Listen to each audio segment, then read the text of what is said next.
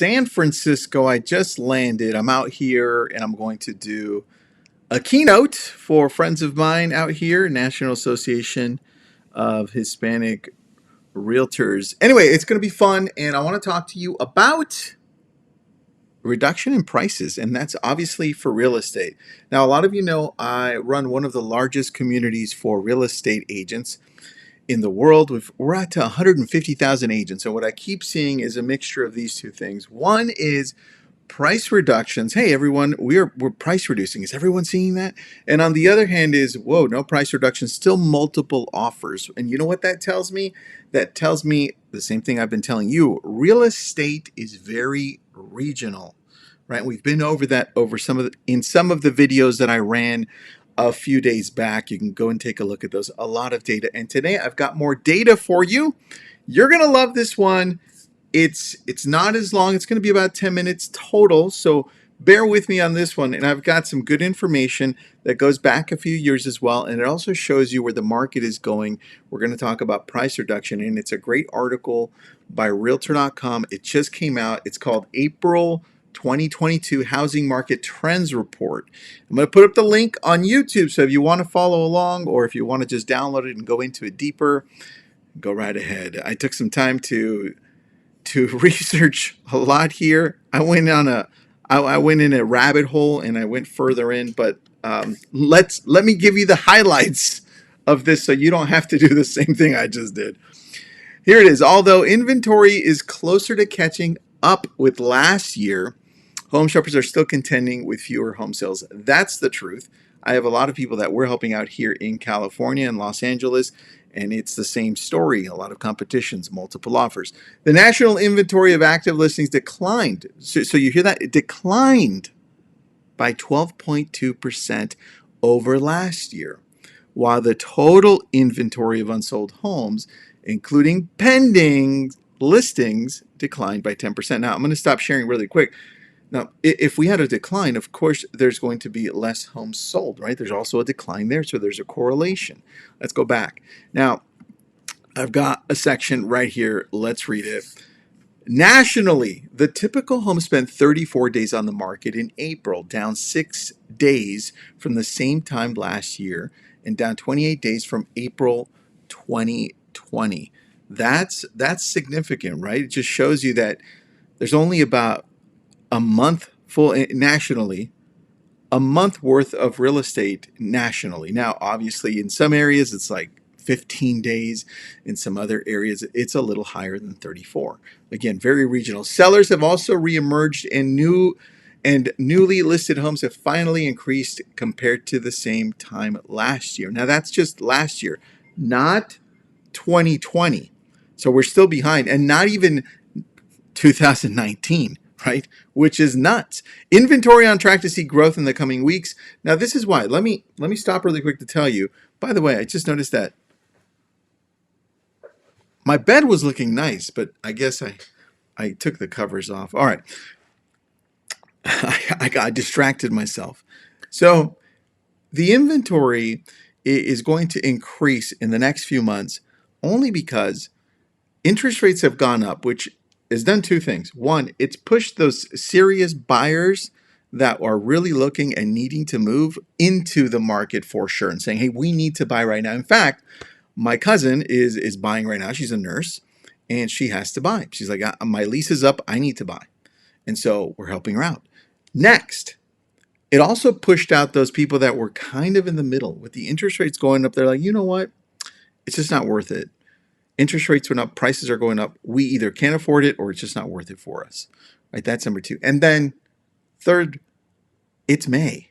I mean, May, June, July, what typically happens, and I'll show you a graph in a little bit, what typically happens in these months nationwide, right?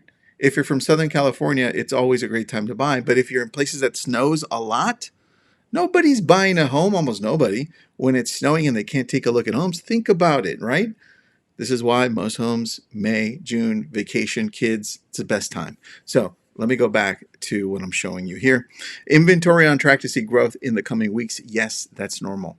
Now, that's not the graph I want to show you, and neither is that one, but I do want to read this to you. In addition to an increase in new listings, buyer demand has moderated due to the combination of rising rates, which we just talked about, and an all-time high listing prices that have increased the cost, here it is, of financing 80% of the typical home listing by almost 50% compared to a year ago. That's dramatic. Now, this is why it's pushing a lot of people out of this market, right? And if we go into here, inventory declined in 42 out of the 50 largest metro areas, right, compared to last year. This is important because look at the metros which saw inventory growth. Riverside, California, right? Austin, Texas, Sacramento, California. And if you want to read this, it goes deeper into other areas as well. You can see that. But I don't want to be here an hour. So in the 50 largest U.S. metros, the typical home spent 28 days on market. That's different than nationally. Remember I just showed you 34? I think it was 34. 28 days on the market, and homes also spent 6 fewer days on the market on average compared to April 2021.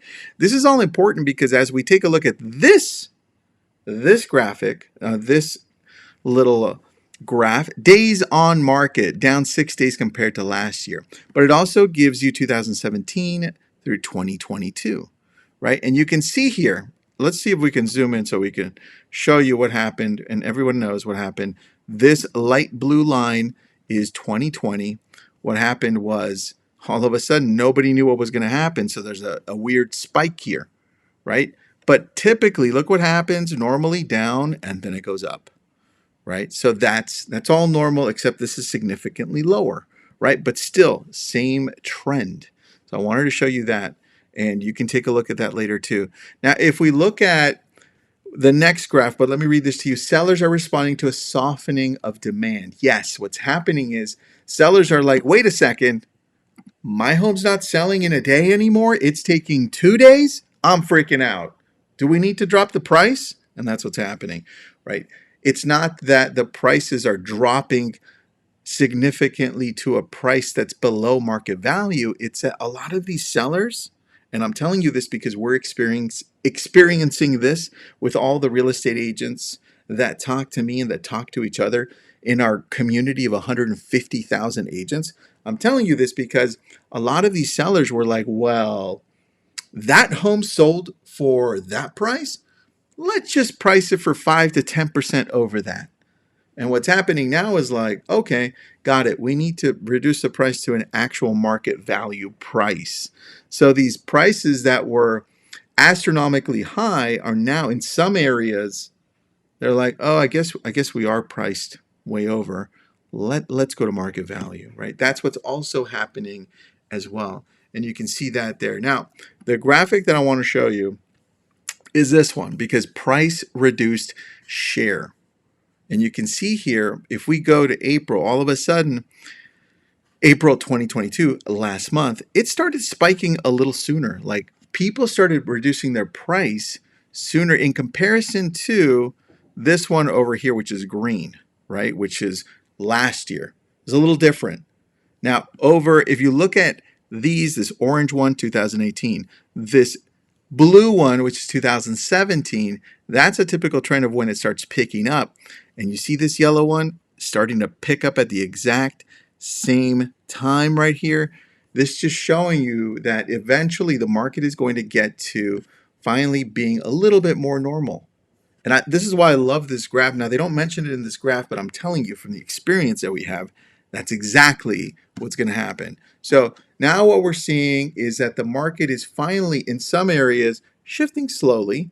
It's not going to crash. Prices are still estimated to go up. And you saw the video yesterday. They're still estimated to go up. It's just that now people are going to be a little bit more realistic in some areas and saying, okay, got it.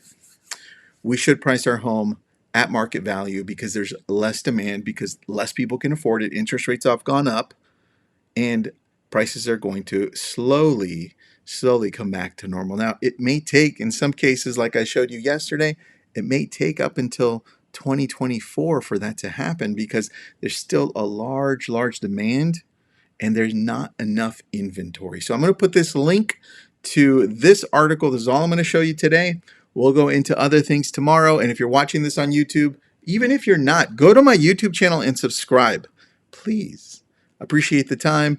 And we just started a podcast on this as well, so that at least you get this every day. Thank you so much. Have an awesome, what's today? Wednesday? Have an awesome Wednesday.